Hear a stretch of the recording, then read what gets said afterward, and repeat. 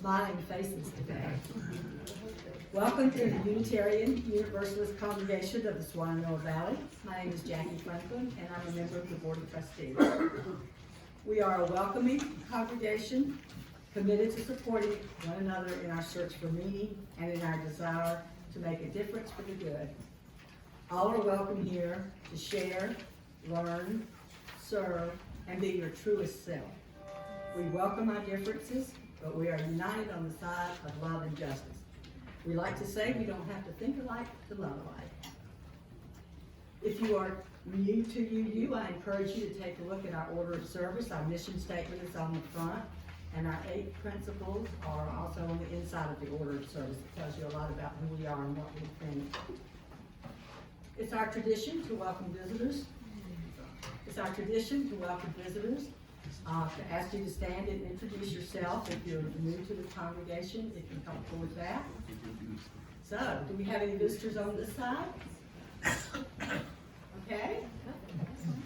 I'm Gary Bates. Moved to Black Mountain just recently, and from Daytona Beach, retired gymnastic coach, women's competitive gymnastics. Have a background in music for many years, and I'm just learning the area. You're in for a treat. We're going to have live choir today. Anybody else on this side? Yes. No, I was pointing to you. Oh. Hi, I'm Jess. I recently moved here from Brooklyn, New York.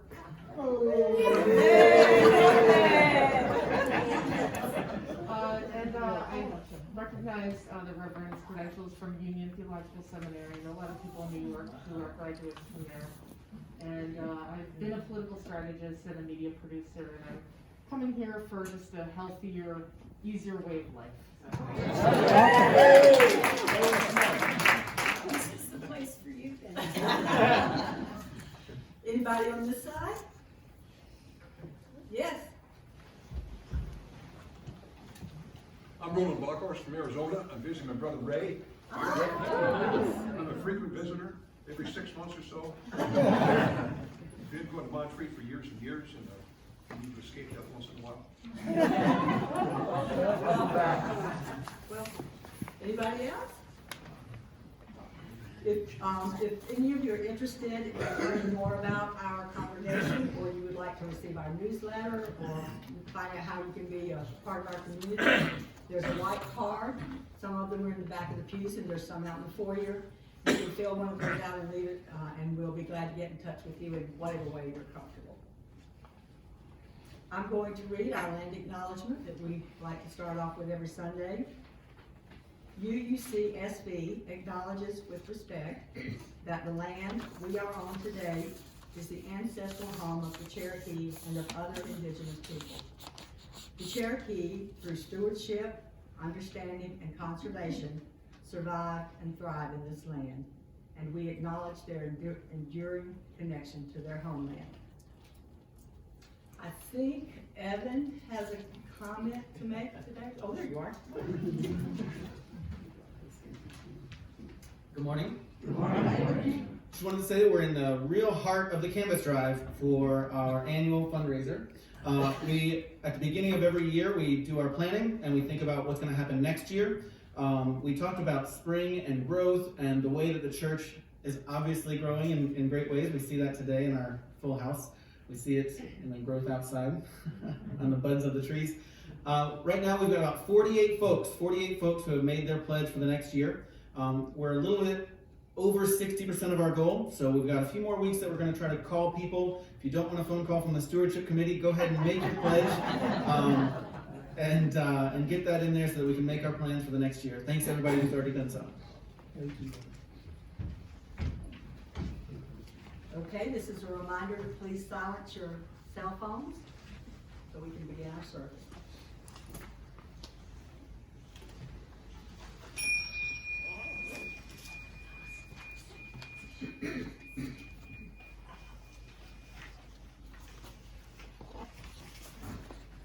Good morning, everybody.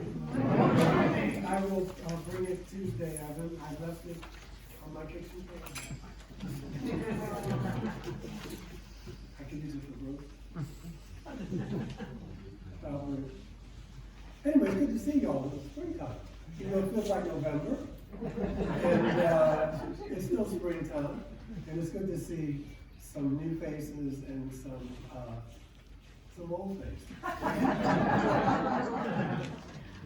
So,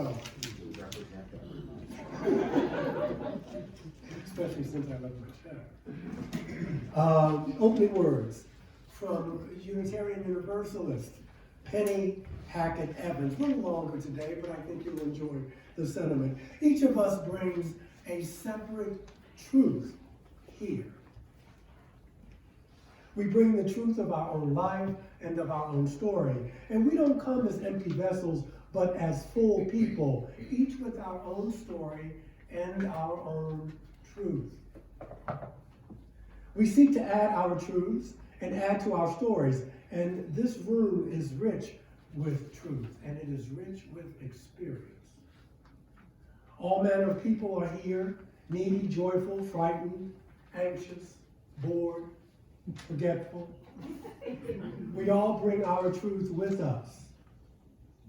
That being said, may we all recognize the truth and the story in other lives, in lives other than our own.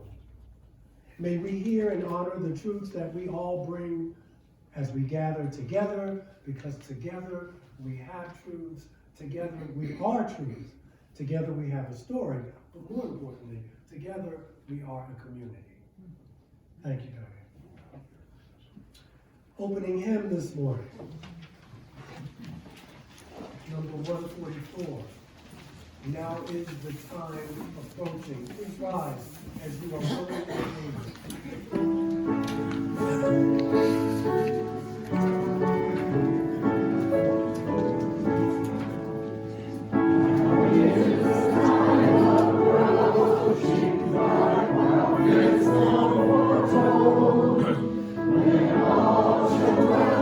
Together, secure and manifold.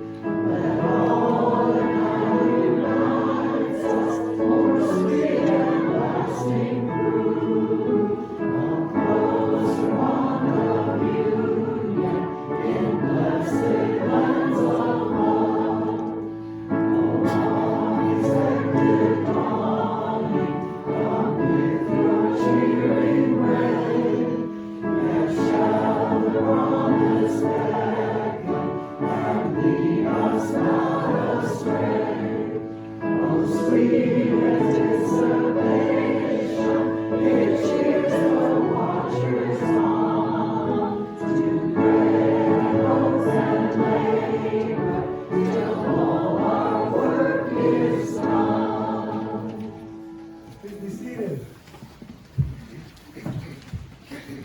Our sponsor reading in the back of the gray hymnal, number 584, once again returns to the wisdom and the words of Dr. King. Who reads this responsibly? We are caught in an inescapable network of mutuality, tied in a single garment of destiny.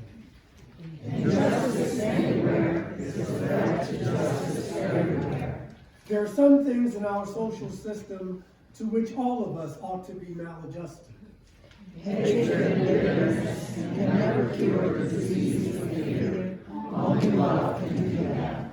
We must evolve for all human conflict a method which rejects revenge, aggression, and retaliation.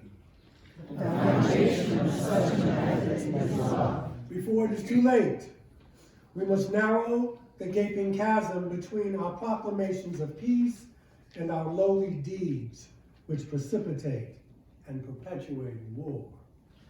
One day we must come to see that peace is not merely a distant goal that we seek, but a means by which we arrive at that goal. We must pursue peaceful ends through peaceful means.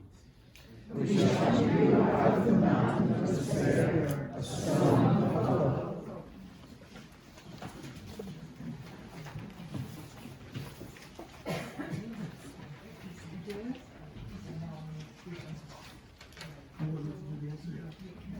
This is the introduction. This is a big day because when was the last time? Before COVID? March, yeah. 1820, March. You don't remember being here. I was free, and so you hired me. And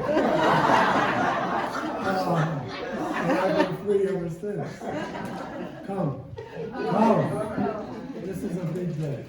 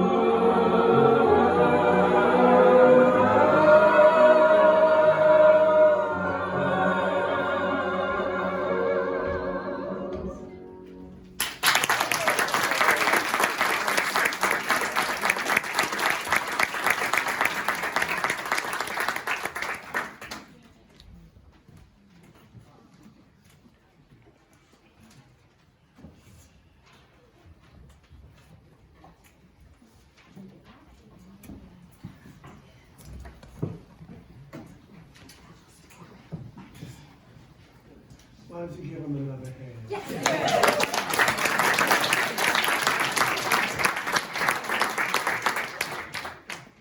All right. So, this is the time in the service where we invite you to come and share a joy, a concern, a sorrow. Diane will light the candle for you, or if you want, you can light your own. And the floor is yours. Please.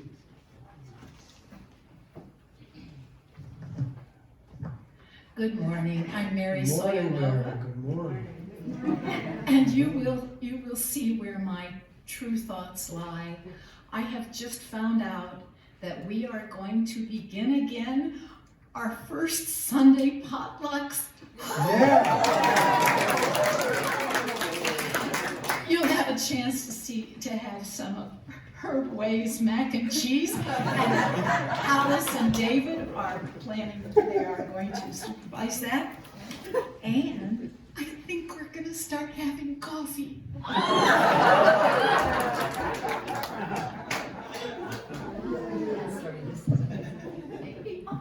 How do I follow that? As some of you know, with me, it's always something with my family and friends. My brother's birthday was last Thursday, and on Friday, my cousin Victoria had open heart surgery. And her sister Charlotte says that she's doing very, very well and going home this week to recuperate. So just light a candle for her if you will, and keep her in your hearts. And Evan, I made my pledge on Saturday night, and for everybody who hasn't done it, it took about 45 seconds online, so it's an easy thing to do.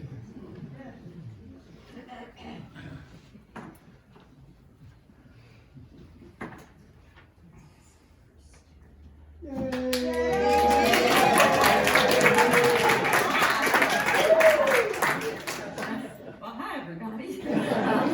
I'm Jane Carroll, and it's really good to be back. It's been 2 years and more. Goodness. I want to say that I am so thankful that David and I have the guests with us who have been with us since the end of January. They're from Afghanistan, as many of you know, and they're doing well. We are struggling a little bit to have enough help for transportation to make sure that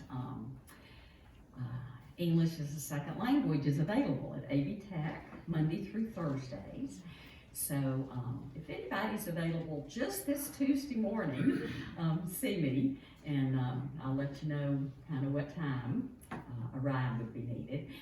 But I just want to say thank you to everyone that is helping, and many, many of you are, and they're doing well. So thanks.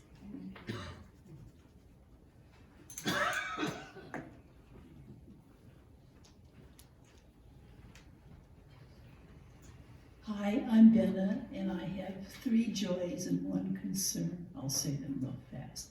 The concern is for a friend whose husband has had a stroke and it's going to be a long recovery, it still is.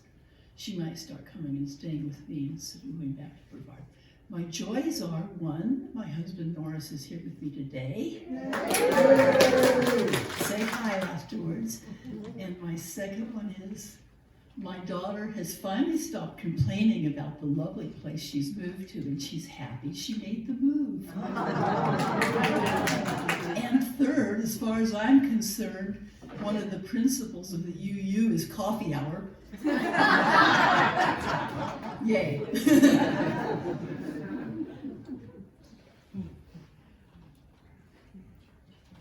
Well, I won't make my fellow choir mates move. I think I can project from here.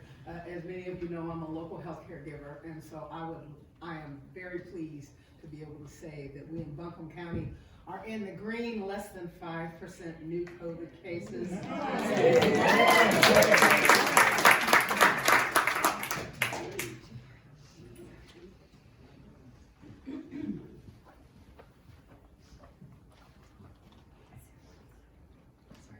Walk up here. My name is Luca. This is my second week here. It's so sweet to see the studio again. I I have a joy that I live with a 3-month-old baby, my friend's baby, and he's just now starting to really smile at the world around him, looking up at the trees, and so that's wonderful. Concern, if you all can hold in your hearts, a friend of mine ended their life last year, and our friends are just really going through it, and have been having a really hard time. So if you can hold Bennett and Bennett's family and friends in your hearts, I would love that. Thank you. Thank you.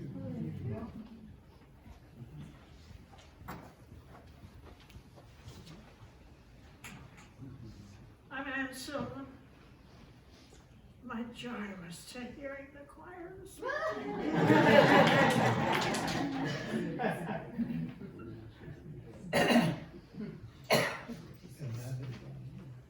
Okay. Well, for those of you who didn't have a joy or concern that you felt like you wanted to share, know that we keep you in our hearts and in our minds.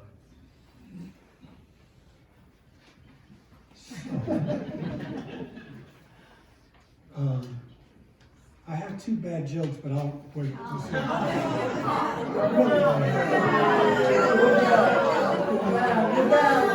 We're back. We're doing great. Just don't throw a shoe. Don't throw a shoe up here.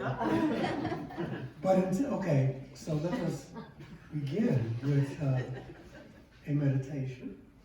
I'm setting you up, so maybe you forget. So just center yourselves and as best you can, and we'll have a time of quiet afterwards. Great Spirit of life, whose answers cannot be demanded and whose demands cannot be answered. Smile on us as we begin this new day of the week. Splendorous is the song of silence, for how can words really describe who and what you are? You are beyond all names, beyond the concepts of our minds, yet nearer than our hands and feet. As this earth spins around at thousands of miles an hour, our minds spin with the plans for this day. At the same time, as we use the gift of organizing, grant us also the gift of openness. And may we have time for all that is in store for us on this spring day.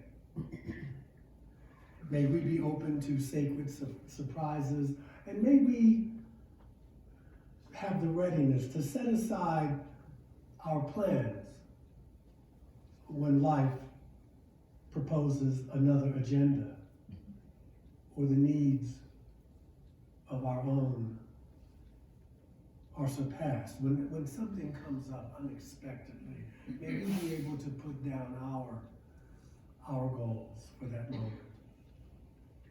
May the new life of spring that fertilizes the earth be but a mirror of your ever new life that buds within our hearts. We begin this day with joy and with gratitude. And so while our minds are one for this brief time, I leave you with the eloquence of silence.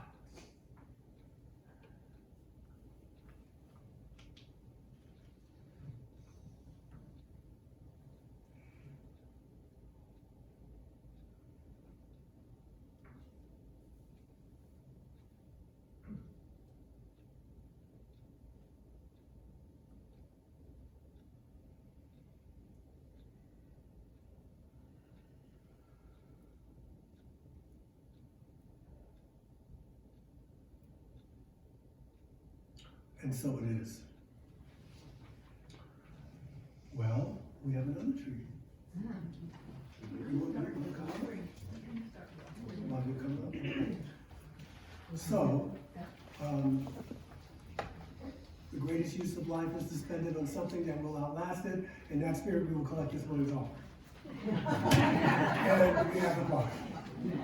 Okay. So here we go.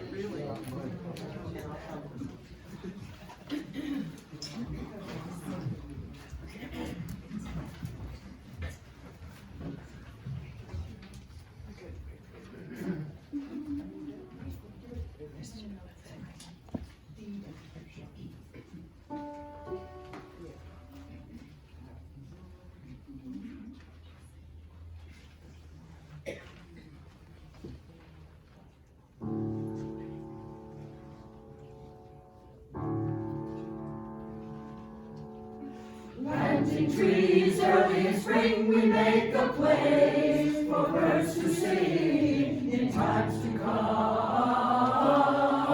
How do we know? They're singing now, singing now. There is no other guarantee that singing will ever be, singing will ever be. Planting trees early in spring, we make a place for birds to sing in times to come. How do we know? They're singing now, singing now. There is no other guarantee that singing will ever be, singing will ever be. Planting trees early in spring, we make a planting trees early in spring, we make a place for us to sing in times to come. How do we know? They're singing now, they're singing now. There is no other guarantee that singing will ever be. Planting trees early in spring, we make a planting trees early in spring, we make a place for us to sing. How do we know? How do we know? There is no other guarantee. There is no other guarantee that singing will ever be, singing will ever be.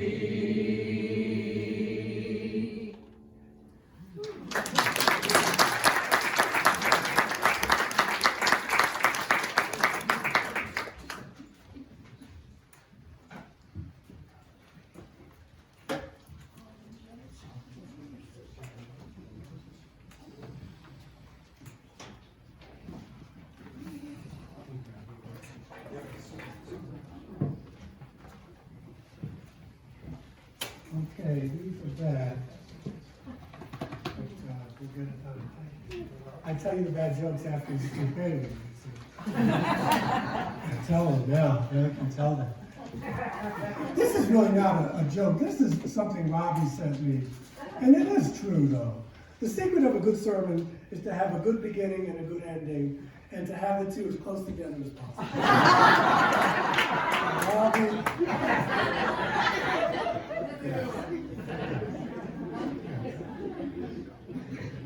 Now this one is terrible. There's a father and son are out and they like to camp and they're always going out camping and they get a lot of kicks out of just setting fires.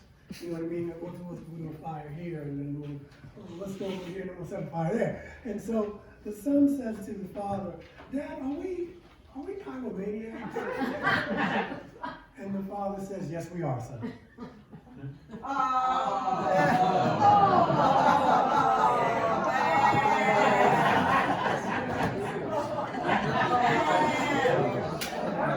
love it. I love it when you treat me that way. Okay. Now I want to start this with you're still groaning. I want to start this off with a cursory history, okay? And I'm just saying this, I don't think I have to say it, but no one likes war, and no one wants to see people just bully themselves into other people's countries for no, and you know, it's not Star Trek, the Federation's not coming to save us. But there's a history that's not being talked about, which it always is when we talk about war. The first casualty of war is always truth. And this doesn't mean that we don't root or support Brother Zelensky, but you know, it's gotten out of hand. I was on Facebook this morning and someone posted a picture of Putin in a coffin with Zelensky smiling and taking a picture. This is not evolved. This is not how you become part of the Federation of Planners. This doesn't do it. And so, there's just no excuse for that. If anything, it escalates. And so I just want to give you a cursory history before we get into the racism that's displayed. This is from an article, I'm just paraphrasing it, by Brother Melvin Goodman from Counterpunch. He is, I love his writing. He is a senior fellow at the Center of International Policy, and he's a professor at Johns Hopkins University. He's a former CIA analyst. And so, among other things, and so, well, you know, it's propaganda on all sides. I wish Biden hadn't have said what he said the other day. People are distancing themselves, that this guy cannot, you know, he can't remain in power. That's not the kind of talk that you want to hear, because it just, you know, you know, what does that mean? What are you talking about? Regime change? You're talking about assassination? And we know these things happen, but it's the 21st century. The original Cold War. Well, let me just put it like this. Russia's fear and NATO's broken promises have brought us to this point. A verbal agreement is not worth the paper it's written on. There's a wonderful article in today's Christian Monitor, and there's been articles all along. I can point you to some written by Muslim brothers and sisters, written by people of color about this hypocrisy in refugees. But, you know, Secretary of State Baker and Bush the elder had made a verbal agreement with Yeltsin said he heard it too, but Gorbachev, that NATO would never expand to the eastern borders of Russia. And we did that. It's like, you know, when people got their panties in a wad when missiles were in Cuba, 90 miles off the coast here. And you know, two things can be right at the same time. So I'm not being apologetic for Putin, but he said, you know, this is getting out of hand. And NATO, like, people don't know that NASA is a military organization and it's all about science and not weapons in space. We just mean, well, NATO is not a defensive organization. It just isn't. And if you don't, I don't care whether you're into politics or not, you need to be reading this stuff, man, and just deciphering, because we're really on the brink here. And so the original Cold War, which lasted from the Berlin airlift in 1948 and 1949, maybe some of you remember that, to the Cuban Missile Crisis in 1962, eventually found Soviet and American leaders, we're talking about Brother Brezhnev and Mikhail Gorbachev, along with Brother Richard Nixon and Ronald Reagan, flawed though they were, they understood the importance of arms control and disarmament. Their successes, just briefly, the Non-Proliferation Treaty in 1969, when Vietnam was a war and not a conflict, the Anti-Ballistic Missile Treaty in 1972, and the Intermediate Range Nuclear Forces Treaty in 1987, they paved the way for détente. You remember that word? Between Moscow and Pennsylvania Avenue. Flawed, but progress. It enabled the collapse of the Warsaw Pact and the Soviet Union to take place without any threat of serious violence or confrontation. What Putin and Gorbachev and Yeltsin were upset was about NATO had expanded, and the only reason that Germany was united because they the verbal agreement, not what the paper was written on, was that you don't expand NATO to our eastern flank. That was why Germany became unified. Now, I wasn't in the room, but it wasn't written down. Doesn't matter. We break treaties all the time. That's the Cherokee, written down or not. In the wake of the dissolution of the Soviet Union, a series of U.S. presidents took fateful actions that worsened relationships with Russia. Obama was one of them. President Bill Clinton enlarged the North Atlantic Treaty Organization, that's NATO, and he abolished arms control and disarmament in the 1990s. That's what Bill Clinton did. He had time to do a lot of stuff. George W. Bush, Bush the Elder, incorporated former Soviet republics into NATO. Now remember, he worked with the CIA before he became president. That was a no-no. And he shredded the ABM Treaty. Barack Obama supported deployment of missile defenses in Poland and Romania. Now there's plenty of room to go around. We'll get to Russia. But this is not what's being talked about. And you would think we were fighting Russia. We have a hand in this. And we always do. We always do. But it's never talked about because then you're not patriotic. You're a conspiracy theorist. Donald Trump, his fundamental ignorance and indifference towards arm control played a key role in the gradual unwinding of Russian-American relations. At the same time, his nose was so far up Putin's, you know what. I don't know if we even have diplomats. I mean, there's no diplomats. And maybe this is too far gone. Trump also scuttled the Iran nuclear accord, which promised a measure of predictability in the Middle East. And yes, I'm not saying you just, you know what? I had fantasies before I became a minister of being a diplomat. Okay? I don't have the temperament. But I want it. Maybe next time. Maybe a diplomat on a space station or something. But I keep up with this stuff.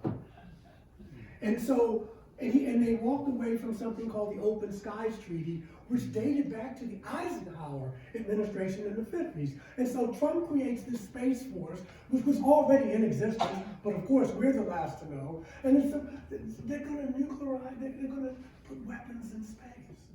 And they're telling us it's for other countries, but that's another story.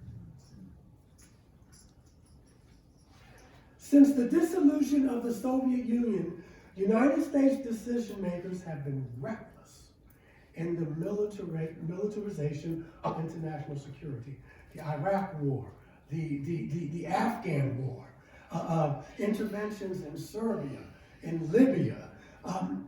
Why? I mean, I know there are pipelines there. I answer my question. It's not an oversimplification.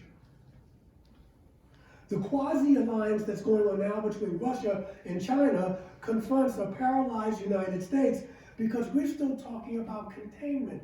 That train has left the station. That's 1950s. We're going to contain you. You can't contain people with nuclear weapons. You simply can't. Even before unleashing the horrors that Putin has done in Ukraine, he warned us.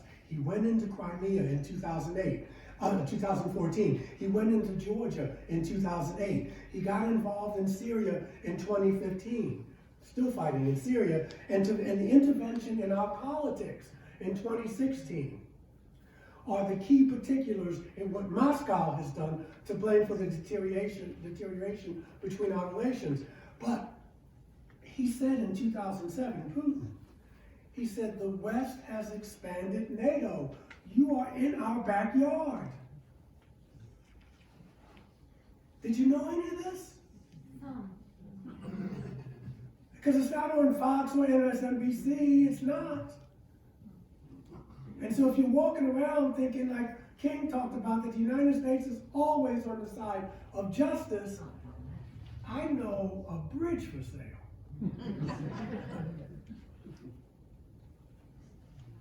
Angela Merkel, now they're talking about like a dog, was Monday morning quarterbacking. She knew. Now I'll leave you with that. You can go look that up. So, the right kind of refugee. I'm just going to give you a quote. There are plenty of quotes. This is from Kirill Petrov. He's the Bulgarian prime minister.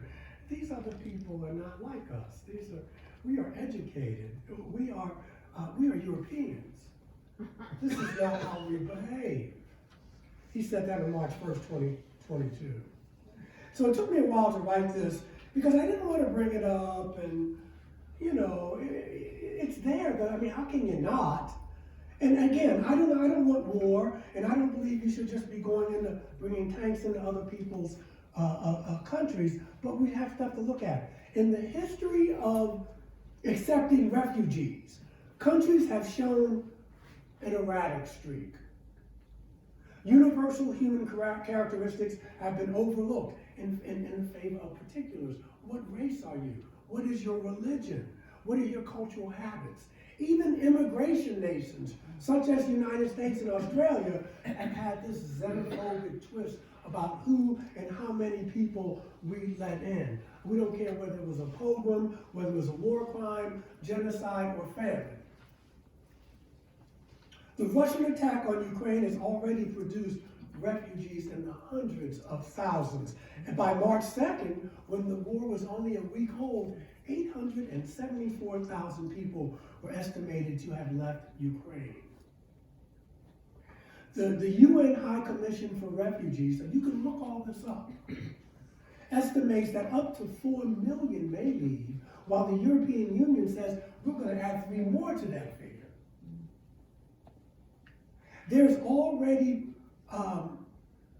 just this hypocrisy on the part of receiving states who have, shown a deep reluctance to absorb people who are not white.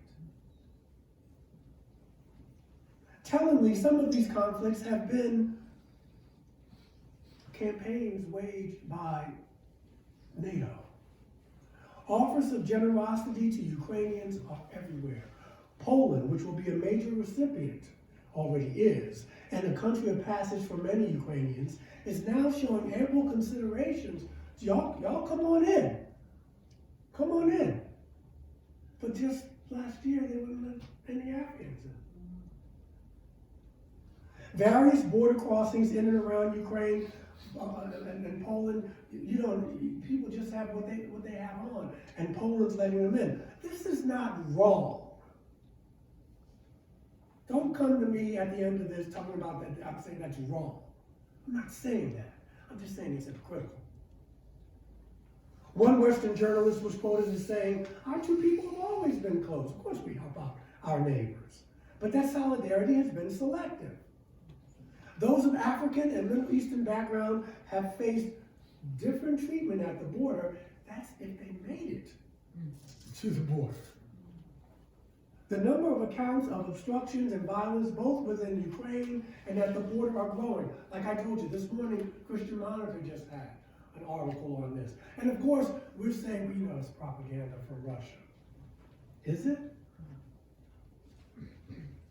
Polish authorities have also been accused of explicitly targeting African students by refusing them entry into Ukraine. Though the Polish ambassador, told the UN that's insulting. We would never do that. We would never do that. There are reports of as many as 125 nationalities that have been admitted into Poland from Ukraine. It's all well to accuse the Russians of disinformation, but I'm not buying it. In 2021, just last year, those fleeing Afghanistan, Syria, Iraq, and Yemen were left stranded by the hundreds. You may have read about this. In the freezing woods along the Polish-Belarusian border. 8 individuals perished. So in this cruel farce of inhumanity, the European Union, along with Poland and the Baltic states, particularly Lithuania, have to blame. They have to take on some of that blame. So globally, The war in Ukraine is now giving countries a chance to be very moral and do the right thing for the right type of refugee. They are fleeing the ravages and the viciousness of the Russian bear. Ooh, I'm scared. Putin is not the biggest enemy that we have. Believe me. And this is an opportunity to show more accommodating colors. If nothing else, it is a distraction for more brutal policies. So there's a and it's a strategy that's working. When media outlets such as USA Today, running reports claiming that Ukrainian families are fighting Putin's murderous regime. We're engaged in a battle of life and death, and we don't have time for political correctness. But they show a different face when to those fleeing Ukraine. The United Kingdom, another paragon of virtue, which is seeking to adopt an Australian version of refugee processing, where you keep folks in like a third world country, even though there's only one world. And so Boris Johnson, who never combed his hair and all of this, I know it's an ad hominem argument. I shouldn't say it, but I'm so sick of him. And so they're putting folks, Donald Trump called them, what whole countries. And so, but they're having a fast track of allowing Ukrainians, putting them on a fast track with their applications. Where was this before? It was inevitable that when brown-skinned Afghan refugees fleeing war, when turned away from European borders over the past few years, that what goes around comes around. Now it's coming back to haunt them, in the sense of people are calling them out now. Okay? They are being welcomed as refugees, and they're supposed to be, but the Ukrainians, it's just like, come on in. Just come on in. And again, that's not wrong. That's not wrong. But you have to be able to do it for everybody, these double standards. Ukraine, I don't know. If you say anything, the optics just don't look good. According to The Guardian, this happened in Ukraine, 3 East Indians were beaten up last month by a group of 5 men, leaving one of them hospitalized. African nationals studying in Ukraine joined the exodus after Russia's invasion. They've been stopped at the Polish border. Poland should just put a sign out that says whites only. You might as well do that in 2022. By doing this, Europe is giving its colonialist heritage a new lease on life. And we see the history now, because Europe has this history of colonization. And it's not just Poland. Here in the United States, Arab and Middle Eastern journalists have denounced the overtly racist language of many Western journalists, including Brother Charlie DeGattata of CBS, who said that Ukraine, this isn't a place, with all due respect, like Iraq or Afghanistan, that has seen conflicting rages for decades. Ukraine has had problems for years. DeGatta's insertion of "with all due respect" was, he was thinking about what he was saying out of his mouth was racist. And so everyone else is barbaric but us. And he continued saying, this is a relatively civilized, relatively European country. And I have to choose my words carefully here, I'm quoting him, where you wouldn't expect that or hope that it's going to happen. I'm like, brother, if you're choosing your words carefully and you're this offensive, what would you have said if there wasn't a camera there? Or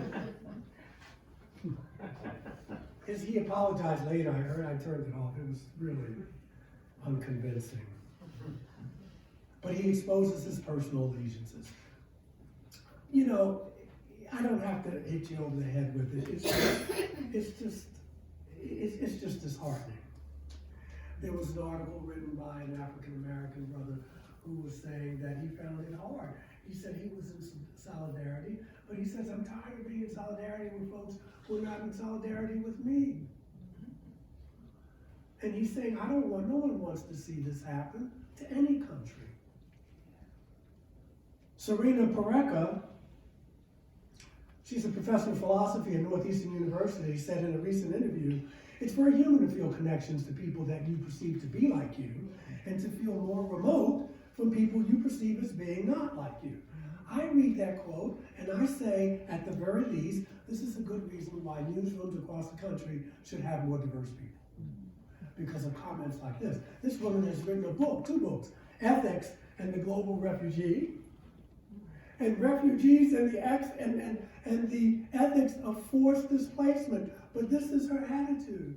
Ukrainians are not terrorists, they're not criminals, and so we can let them in safely without having to worry about screening them.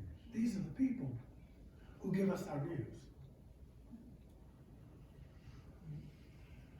Brother Zelensky, I salute him for his courage. Everybody's wearing the yellow and blue Ukrainian flag and wearing the colors. And why not? But I see how myths are made. You know, yes, he wears his t-shirt, you know, his military fatigues. But you know, some of those pictures were taken before Russia came in. You know what I mean? And you see, this is how myths are made. This is how history is, and he's catching it. He may be a dead man walking for all we know. But I'm just trying to give you a more comprehensive view. I hope you go out and start reading up on some of this stuff, because you're not going to hear it. And I love my country, but I also see its flaws. And I see that if you want to keep on getting what you're getting, then keep on doing what you're doing. I was reading something today, someone had said, he was a quantum physicist.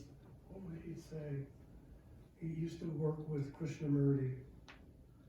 Anyway, someone asked him, do you think as a species we're going to make it? He said, yes, barely.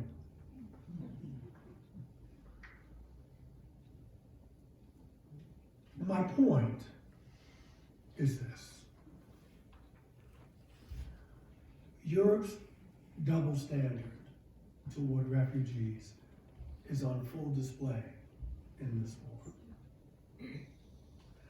And even Joe Biden bringing in Afghan refugees, he's not bringing in as many as he could be bringing in. And he was forced to do that. You know, he acted very slowly, because when we left Vietnam, we left a lot of mountain yards, and we got them in, but there were vets who pressured President Biden, we can't do what we did in Vietnam. But why have to be pressured? These people lay down their lives. And we use them, we do it in every war. We turn it over. We turn it over to, you know, we turn it over to the South Vietnamese when we know they were kicking butt and taking names. We turned it over in Iraq. We got out. And we left you there. Here's some missiles. We'll keep a few advisors. We'll see you. You don't treat your friends that way. And it comes back to haunt us. And it will continue to. In light of this compassion for Ukrainian refugees emerging from Western nations and media and the public, a simple thought experiment could protect governments and citizens, journalists, and us from the accusation of a double standard. All we say is we could treat all refugees as though they were white-skinned Ukrainians. Because by doing that, we'd be treating them as if they were human.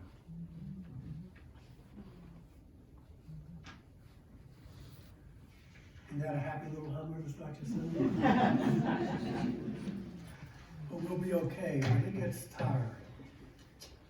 It gets tired. Okay, let's go home. Closing hymn number 159, please stand. as you are willing and able to join in singing. I think this song is apropos for today. This is my song.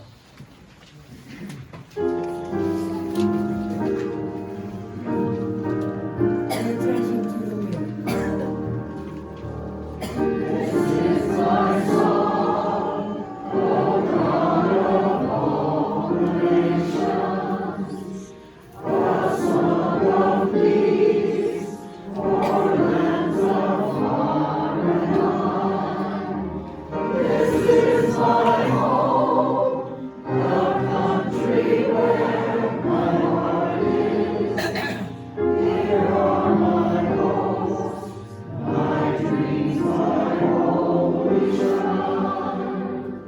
On other hearts, in other lands are beating, with hopes and dreams as true and high as mine. My country's skies are bluer than the ocean, and sunlight beams on clover leaf and vine. But other lands have sunlight too and clover, and skies are everywhere as blue as mine. Oh, hear my song, thou God of all the nations, a song of peace for their land and for mine. Can we give the choir another hand?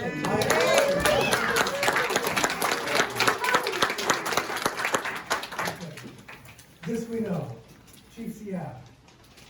All things are connected, like the blood which unites one family. All things are connected. Whatever befalls the earth, befalls the sons and daughters of the earth. We did not weave the web of life, we are merely strands. Whatever we do to the web, we do to ourselves. This we know. Have a wonderful afternoon.